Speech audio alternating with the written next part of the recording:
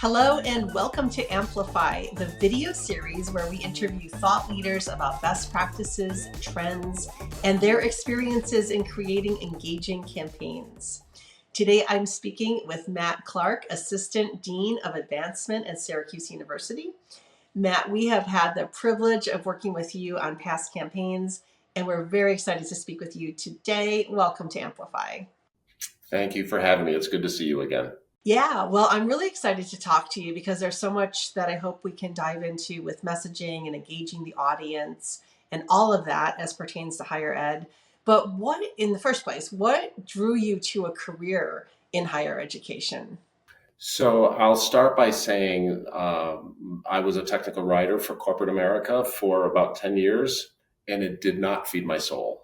It was tedious, and I wanted to claw my eyes out as I was writing printed circuit board manuals. But when I got to higher education, I found that I was in the beginning of conversations about changing the world, improving the quality of life for those around us, inventing things. And the laboratory, which is higher education, inspired me to challenge myself as well. So I just found that I was happier when I was on campus.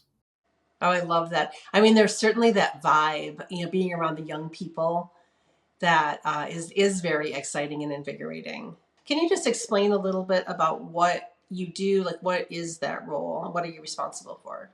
Sure. So unlike corporate America, which is driven by profits, higher education is nonprofit, and there are three legs to the revenue stool. One is the success of the endowment, the other is tuition, and the third is fundraising. Fundraising entails relationship building. So that includes corporate partnerships, it includes alumni engagement, it includes working with people who just want to support initiatives that they think are important, like foundations. And so advancement is a little bit of all of that relationship building and engagement for the singular purpose of supporting the goals of higher education. And I will say that the thing that people genuinely want to give to the most is still scholarships for students, providing access. I mean, that makes sense to me. And especially as we talk a little bit more about story and engagement, that it makes sense that people would want to be feeling like they're touching the life of a student or the lives of students. That brings up a really important part of my role, which is if we do have someone who supports a student, there's a learning opportunity for the student as well in understanding the value of building a relationship with that donor if he or she wants to, taking advantage of mentoring opportunities, saying thank you. I will say there is one example in particular that I like to highlight. There was a multimillionaire who gave to an institution where I used to work, and he would give to a number of places. Some places didn't thank him. They didn't let him know the impact he was having. But my institution did, and he ended up giving us $8 million. Wow. So it means something to the people with whom we have a relationship to let them know that they're special. That's really interesting. And it kind of makes me wonder if you were able to boil down the goal of what you do to one thing, would it be engagement or community or some kind of inclusiveness? Is there a way to define like that, where the people have left, they're not students anymore, but they're still a part of this larger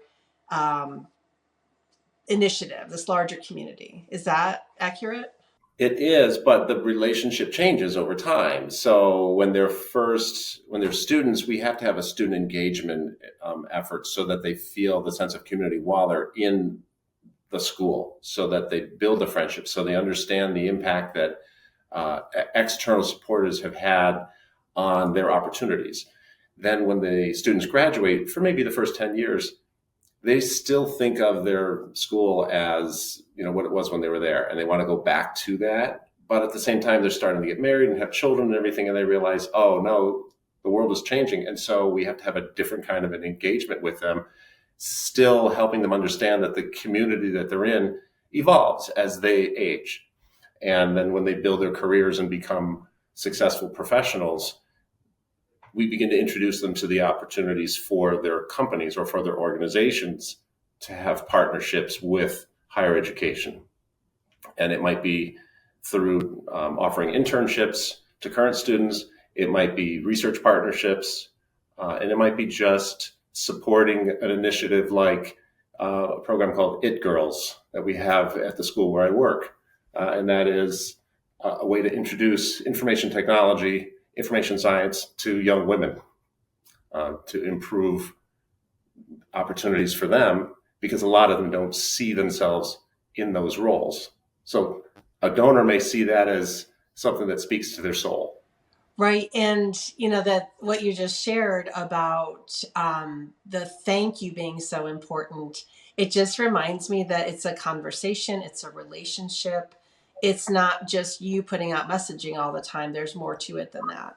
Yeah, and I have to be very sensitive to the messaging that I do send. So, for example, California is being flooded with water and avalanches and mudslides right now.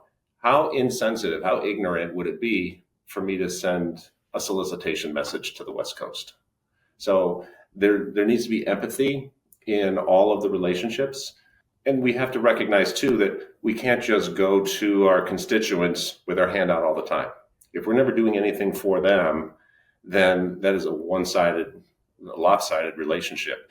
So we have to go to them and say, what can we do for you, before we ever put our hand out for a gift. So it's really interesting to hear about the need for that balance as you're, planning your messaging and your marketing and all of that. And then you mentioned the thing about the flooding and the weather that they're having on the West Coast right now. So how do you deal with that when you're planning your marketing and you're planning your messaging? How do you allow some room for moving things around, or is that a challenge for you? It is a challenge for me because I work in a large institution where central marketing is trying to balance the calendars of 13 different schools, colleges, and units. And so they don't want to send out a flurry of information that floods people's email inboxes to the point where they unsubscribe from all university communications. And so, we're always trying to say, give them some time, because a lot of the constituents would receive information from a variety of sources. If they were an athlete and a biology major and participated in programming at Hendricks Chapel, and also we're part of a sorority. So we have to make sure that we're empathizing with the constituent experience. So we do try to juggle the way that we communicate. And so we allocate the first Monday of every month is my day to communicate with our donors and constituents. But there are some times when I can just send out a message without asking permission. And one example is a care message for folks who are affected by climate change. If there's a tornado in Alabama or a hurricane in Florida, I can send those messages out. But there's wiggle room in the marketing and the messaging, because aside from what I want to do, I recognize that I work within a larger organization, and I have to respect what the other colleagues are doing. And I'm looking out there because they're all in buildings around me right now. One more question for you about marketing, and I want to know from you what your thoughts are on how marketing helps to encourage engagement among your audience. So I'll give a quick example, and I hope this illustrates our approach. It's not just making sure that the website is updated or we're sending out cool announcements about research and innovation that's going on among the faculty. But every year we have an alumni award, and we identify 3 folks who have done something that we wish to highlight. We used to have them come to campus and have a little luncheon and give them some award, and then maybe they and their family eat, and then they go, and it's over, and it's a $10,000 expense, which lasts maybe an hour and a half. So we rethought that, and instead we're using video to go to where these people live, interview them in their environments, talk to them about their experiences as a student, as an alum, as a current partner, as a professional, and talk to them about their community. And then we use that very, very rich video over and over again. So we can use clips to inspire students who are struggling. We can use clips to incorporate into an annual thank you message. And we can use portions of those clips to say, this is an important project. We supported it, and we think you should too. So the video gives us the ability to market that experience to a broader audience other than the people who are sitting in that lunchroom. And we can use it for longer, for years. So it's given us an ability to reach more people at a time that's convenient for us, and using the words of our constituents over and over again. What a perfect segue to my next question. Thank you. Oh, also, it's cheaper. Yes, yes, absolutely. And I'm glad that you recognize that, because a lot of times people don't think about the big picture, and that video really can be cost effective. But beyond all that, I believe, and I would love to hear your reaction to this, that video also allows for that feeling of connection, that emotional, there's something about, if you're going to hear a student's experience and be inspired to maybe give a scholarship, there's something about seeing that student and hearing their voice that's different than just reading it on a page. Can you just speak to that? Sure. So I have seen students who have received awards, and they get behind a podium and they're dressed up nice, and they read a thank you speech that they've written and rewritten 15 times so that it's perfect.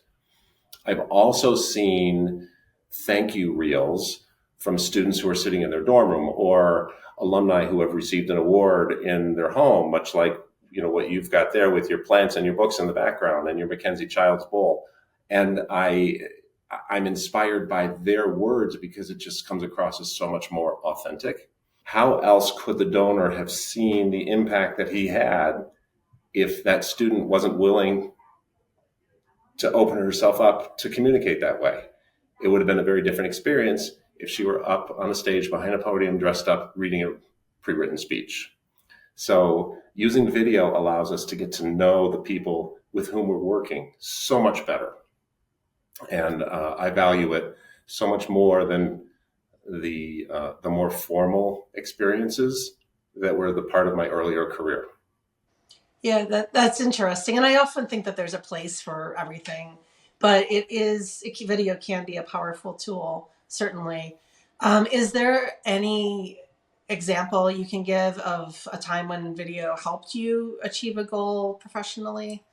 Oh, I'll use the sizzle reel that you provided for us. White and I provided a sizzle reel that was maybe a minute and a half long for the Cortica Jug game, which was also coinciding with the launch of our campaign, our fundraising campaign.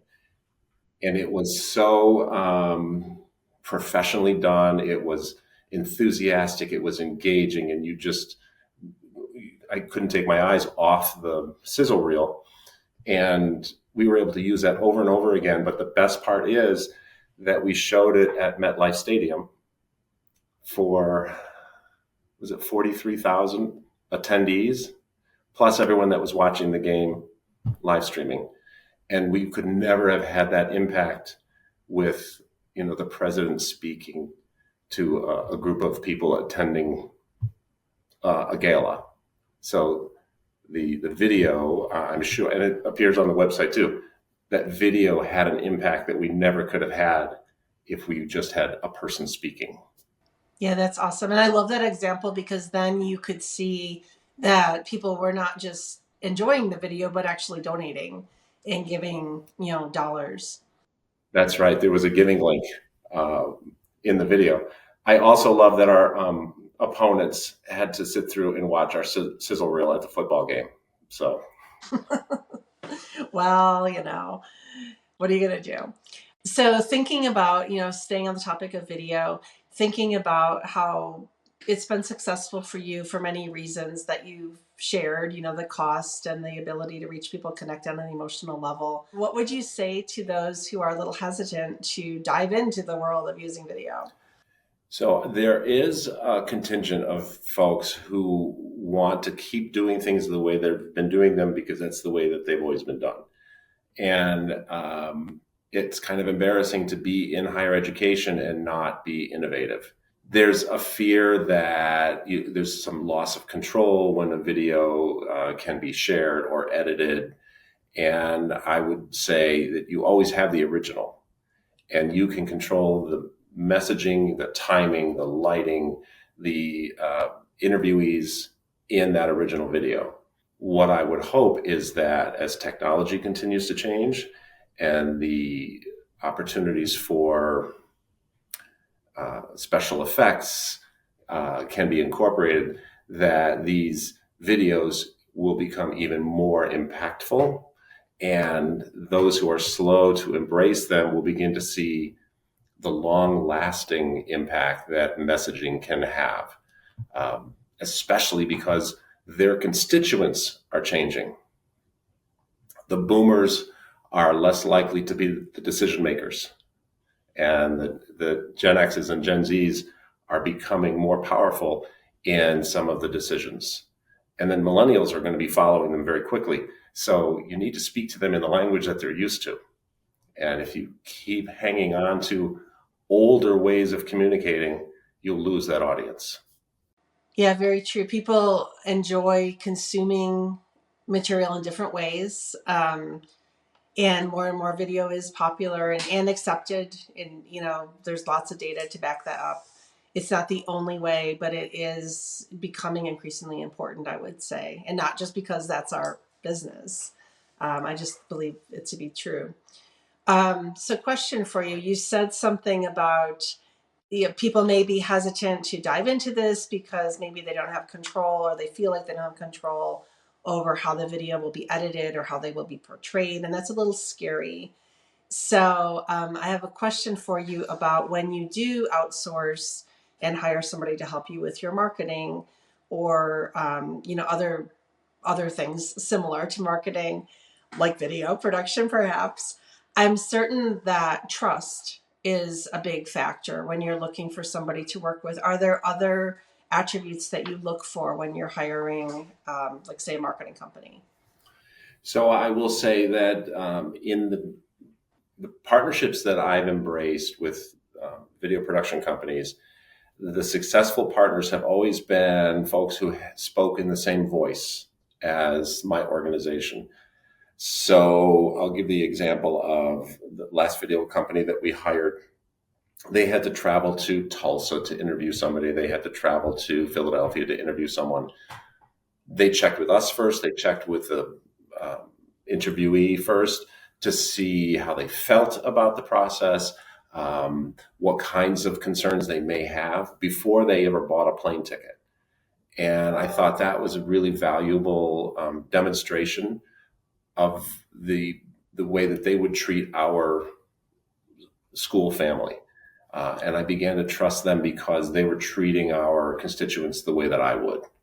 So that's important before they even took the lens off the camera. And then when they got there, they spent the time to get to know the individual and talk about what they were hoping to accomplish, and ask the constituent what they were hoping to say or what message they really wanted to emphasize before they began the interview, so that our video partners were able to identify the best ways to do that. So for us, use of the technology and understanding of the special effects and understanding of the quality of the video is all important. But the relationship is really valuable because they could have also broken a really valuable relationship by just steamrolling into the environment and making the person feel weird or uncomfortable. If I find a video partner who can speak in my voice, they're going to be much more likely to become a long-term repeat partner.